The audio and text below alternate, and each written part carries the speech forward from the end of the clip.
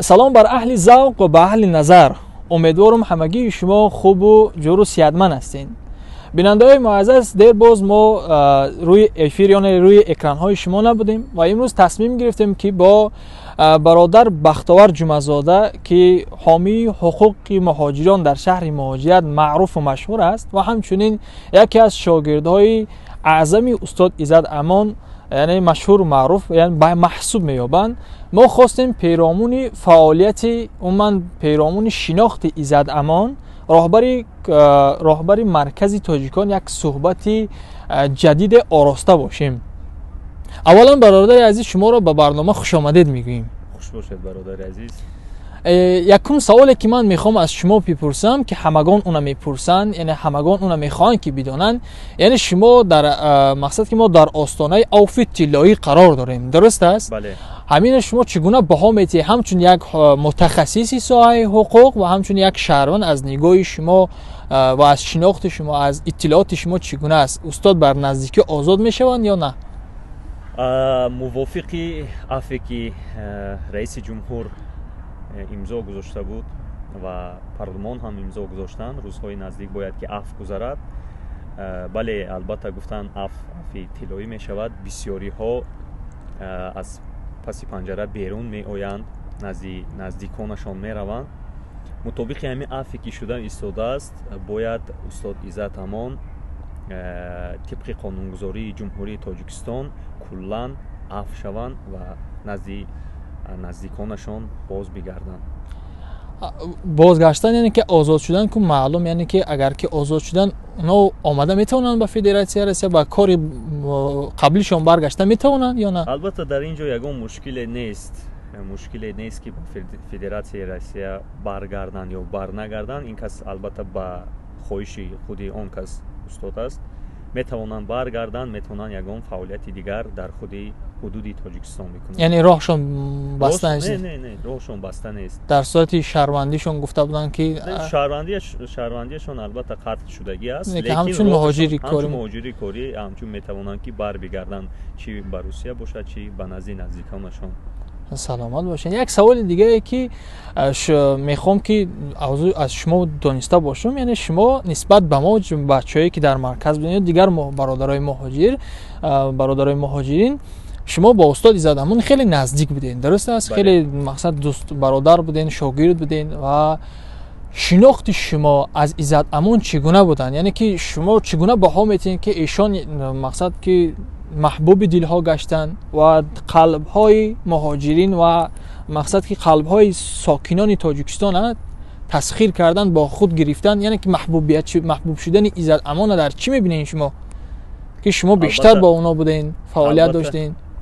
албатта бузургони мо мегӯянд ки як нуқта бас аст, агар шуъур аст. як қиссае ба ёдам зад, нақл мекунам аз фаъолияти Иззат Амон? аз фаъолияти Иззат Амон ва чӣ гуна будани шахсияти Иззат Амон. рӯзе аз рӯзҳо мо бо Иззат Амон аз кӯча ба хона бармегаштем. он кас ҳамагӣ дар як кулбачаи хурдакаке зиндагӣ мекарданд ки ҳамон ҳам дар хобгоҳ буд. дар хобгоҳ зиндагӣ мекарданд. яъне ба историяи русӣ гирем обшижит зиндагӣ мекарданд. ба тарафи ман нигоҳ кардану гуфтанд бахт, медонӣ чӣ? имрӯз пагоҳ пули хона мебиёяд. пул надорам ки пули хонаро диҳам. яъне бо ҳамон қадар обрӯ, ҳамон қадар шӯҳрате ки доштанд, содиқ ки буданд ба мардум, ҳатто пул надоштанд ки ҳамон пули хобгоҳе ки зиндагӣ мекарданд, он хобгоҳро диҳанд. ҳамхел рӯзҳо буд. баъзе вақтҳо рости гап ягон кас, ягон корафтодаҳо меомаданд назди хона ки меомаданд, мо ки қариб ки ҳамсоя будем, мо дигар суроғҳоро медодем, суроғаи хобгоҳро не, дигар суроғҳоро медодем, то ки бубинанд ки мисол дар ин ҷо зиндагӣ намекунем ё камтар шарм ҳам шояд ки медоштанд. баъзе одамое ки медиданд ки дар хобгоҳ зиндагӣ мекарданд, пайҳам суол мекарданд: устод, ту наход дар ин ҷо зиндагӣ кунед. Ман ҳеҷ кас бовараш намеомад ки мисол дар як хобгоҳ як мардаки шӯҳратманд мисол зиндагӣ мекард. як хобгоҳ буд охива дигар ягон чиз нест. Он чи донишҷӯ ҳам дар хобгоҳ зиндагӣ мекунад. устод Иззат ҳамон ҳам дар хобгоҳ зиндагӣ мекардам. ман фикр мекунам ки ҳамин нақле ки ман кардам ҳамаи гапҳои ҳамин суоле ки шумо пеш овардед ҷавоби худро меёбад. дуруст аст. яъне ки он овозаву дарозае ки Иззат ҳамон ҷипу киб дораду хонаву дачаҳои бо ҳашамат дорад ҳамаш дурӯғ аст ё ки албатта одам ба ҳама наметавонад ки дӯст шавад, ба ҳама намешавад ки маъқули дил шавад. ҳатто як бузургворе ҳам мегӯяд ки то ҳатто пул шав худатро дар бораи як ҷойгоҳе партов. вай вақте ки одамҳо аз болои ту мегузаранд ва он шахсиятҳое пайдо мешаванд, мегӯянд ки қавурғоҳои ту хеле сахт буд аст ки писанди пойҳои мо нашуд. барои он ба ҳама дӯстдор шуда наметавонад. яъне инсон наметавонад ҳамаро дӯст бидорад. ҳама шавад. албатта ҳама душман дорад, дӯст дорад. лекин дар бораи мошин боша, як мошин дошт. албатта ҳар як аробакаш ҳам дар Русия мошин харида метавонад, дар ягон мушкилӣ надорад. як мошини миёнаҳол доштанд, хеле қасру ин чизое ки мегӯянд баъзеҳо афсонатарошӣ мекунанд. ин албатта ин ягон вақт набуд. ин гапҳо ҳатто далел надорад. ин гапҳо фақат сохтаю бофтаанд, зидди устоди Иззат Амон равона карда шуданд. ва он шахсоне ки ин гапҳоро мегӯянд аз ному назҳабҳои худашон ҳарф намезананд. яъне ки ҳама фейкӣ аст. ҳама фейкӣ аст. барои ҳамон аслан мардум ба фейкҳо боварӣ ҳам намекунад. вақте ки фейк ҳамчун фейкона баромад мекунӣ, аллакай касе ақли солим дорад, аллакай мефаҳмад ки дурӯғ аст. ин ҳамаш дурӯғ аст. як хонаи қарзӣ гирифтагӣ буданд соли охир чанде пеш ва як мошини оддӣ доштанд ки ҳамон боз як бор дига такрор мекунанд. ҳамон чи аробакаш бошад, чи кӯчарӯ бошад, метавонад ки соҳиби мошин шавад дар Русия. ягон проблеме нест. дуруст аст. яъне фаъолияти имрӯзаашон аз ҳисоби кӣ буд? яъне оно чӣ гуна ба моҷиро метавонистанд хидмат кунанд? ин қадар дар ҳолати карантинӣ шӯҳратшон ба авҷ баромад ва ҳамчунин мебинем корафтодара мақсад мушкилшонро пиёда мекунанд. ин ҳама хароҷотҳо аз ҳисоби кӣ буданд? аз ҳисоби киҳо буданд? аз кадом буҷет буд? аввалин боре ки карантин сар шуд моҳи марти соли 2020 буд.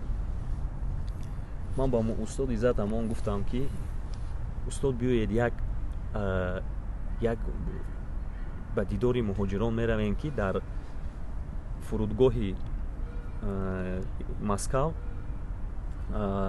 дар монданд. ва гуфтанд ки рост мегӯӣ, ҳатман рафтан дар кор. бо ман ҳам хеле бо он кас як стратегияи тартиб додем ки бояд ки ҳамин коре ки мо мекунем намоиши ҳамагон шавад ва ҳамагон даст ба хайр зананд.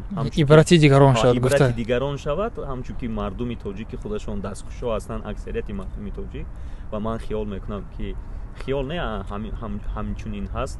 фикр мекунам ки ҳамин худи мардуми тоҷик беҳтарин мардум ҳаст дар рӯи дунё ки хеле дасткушод ҳастанд. бо мо гирифтем каму беш харид кардем бо устод Иззат Амону, рафтем ба дидори муҳоҷироне ки бечораҳо чанд дар худи фурудгоҳ мондагӣ буданд. хато накунам фурудгоҳи Раменский буд он вақт. онҷо ки рафтем мо ҳама ямина навор кардем, партофтем. дигар ҳама мардум ҳамун ҳиссиёти имондориашон, ҳамун ҳиссиёти миллатдориашон бедор шуд. ва дигар мо ҳамина интизор будем албатта ки ҳамин тур ҳам мешавад. вокуниш нишон мешавад, мардум мешавад. ҳамин коре ки сар кардем аллакай вокуниш шуд. дар ҷояш вокуниш шуд. мардум занг мезаданд, мегуфтанд ки бародар Иззат Амон ё Бахтовар мегуфтанд мо ҳамин қадар маблағ дорем ё мо ҳамин қадар чӣ дорем, хӯрока карда метавонем, биёед гире баред. мо бисёри вақт мегуфтем ки хӯрокҳои аввалин дараҷае ки ҳаст, ҳамин сабзи, картошка, пиёз, биринҷ, шакар, ҳамин чизоя худатон ҷамъ кунед, мо эълон мекунем, аз шумо мегирем, мебарем, месупорем. бисёри онҳо мегуфтанд ки фақат ки номи мо набурояд. яъне хайршона махфӣ мегирифтанд. хайршона махфӣ мегирифтанд. мардум ҳам мегуфтем ки касоне ки метавонад ки хона ба хона тақсим кунад, хона ба хона метавонад тақсим кунад, мошинҳои худкатӣ биёед, ҳар як таксист аз як адрес то аз як суроға то 5 суроға медодем, ҳатто 10 суроға ҳам баъзе вақт мешуд медодем. Мардум мегуфтанд ки ҳамун таксистое ки буданд бачаҳои тоҷик мегуфтанд ки акаҷон ман ҳамин рӯз рафта то бега ҳам мерасонам, албатта то ҳамун ҷоя ба ман клиент ки шуд ман бурда додаам мегирам. ҳам хеле яъне мардум беозуқа намонде дар ҳолати мардум беозуқа намондем, ман ҳаракат кардем, аз худи мардум мегирифтем, ҳамун озуқавория мегирифтем. Албатта пул бисёриҳо мегуфтанд ки пул гирем, мо мегуфтем ки озуқа тайёр кунед, ки агар вақте ки аллакай пул ки гирифтем фитна бисёр мешавад, озуқа тайёр кунед, ё мегуфтем ки биёед назди мо чӣ гирифтан мегӯем, мегирем як ҷоя, шумо пулашона метед. ҳамхеле шояд муддати ягон 6 моҳ бошад, ҳамхеле аз мардум мегирифтем ба мардум медодем, аз мардум мегирифтем ба мардум медодем. خیلی خوب، یک جوابای فکر میکنم جوابای مفید گرفتن، جوابای جذاب بود. و یک آخرین سوال میخواستم برای شما داده باشم که برادر عزیز، شما من طول 6 ماه یا 5-6 ماهی که ایزد امان یعنی استاد در شهر مهاجرت نیستن، شما شهر مهاجرت چگونه تصور کردین؟ چگونه به نظر شما چگونه است؟ آیا یگان ایزد امانی دوباره تولید شد؟ راستی گپ تا این دم یگان ایزد امانی دیگر تولید نشد. البته جای استاد خیلی و خیلی خالی است و بسیاری ها هر روز من روزی را در یاد ندارم که از من نپرسیده باشند از حال ایزد امان.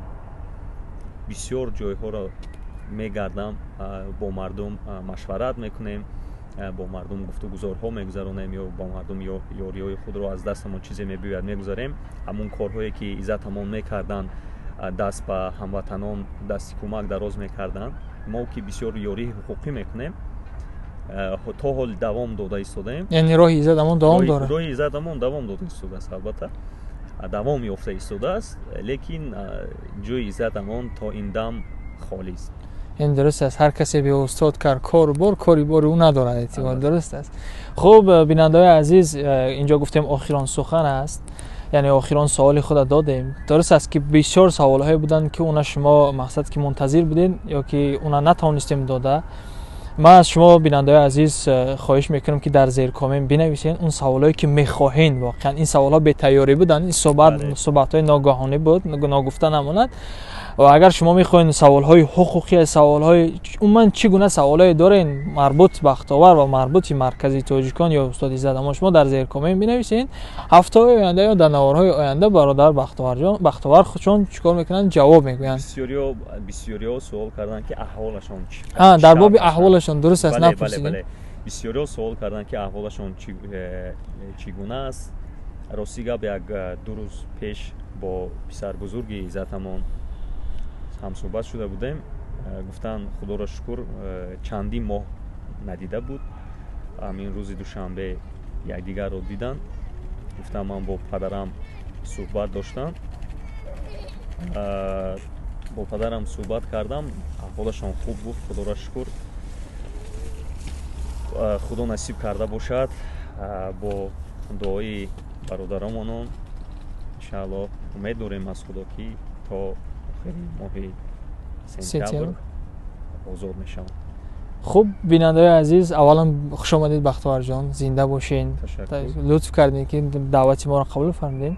خب بیننده‌های عزیز، با امید شادی و لبخند شما و با امید رهایی زندانیان تا برنامه‌های دیگر شاد و پیروز بمانید. با شما بود سهراب جهان، شهر مهاجرت.